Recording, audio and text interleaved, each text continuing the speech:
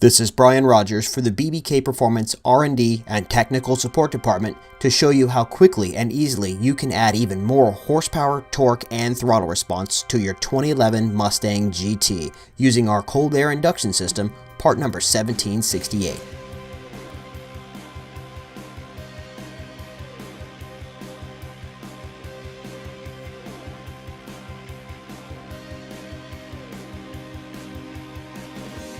Let's get started by unplugging the mass air sensor, removing the strut tower brace, and the decorative engine cover to gain access to the cold air induction system mounting points.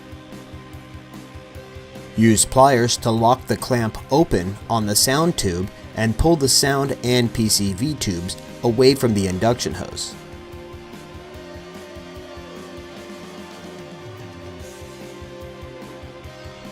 Now loosen the hose clamps and remove the induction tube. Note that automatic transmission cars have an additional vacuum tube that needs to be disconnected as well, as shown here.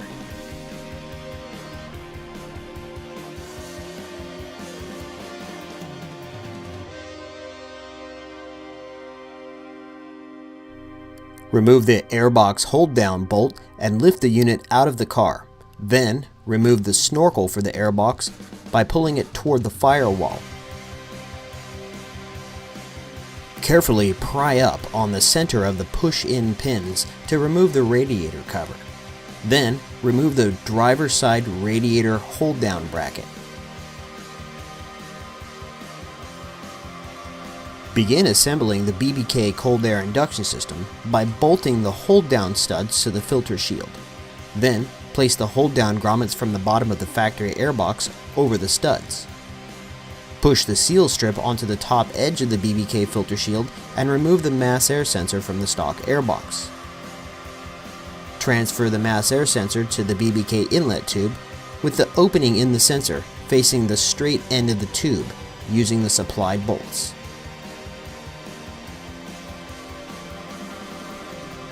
If the vehicle has a manual transmission, place the supplied vacuum cap over the small nipple on the inlet tube.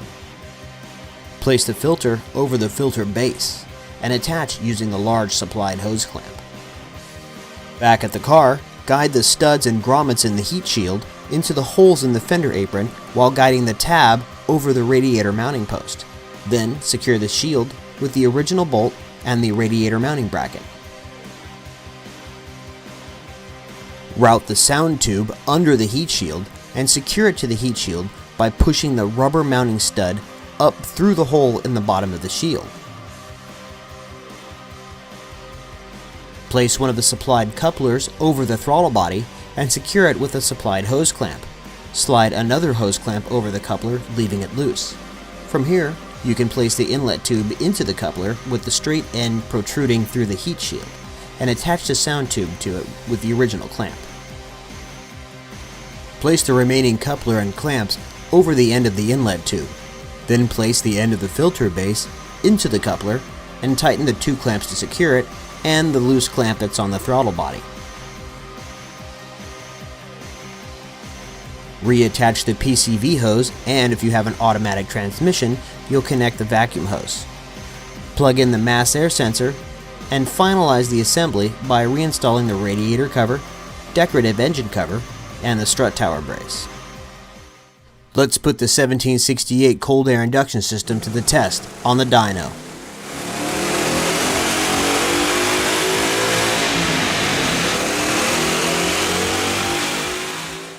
Alright, an additional 12 horsepower and 12 foot-pounds, pretty much all the way across the RPM range. That's excellent usable power gain with no additional tuning. Not bad for a 20-minute install. For more information on this or any of the hundreds of parts that BBK makes for late model cars and trucks, check out bbkperformance.com, where you can search for parts directly for your vehicle or search by product category.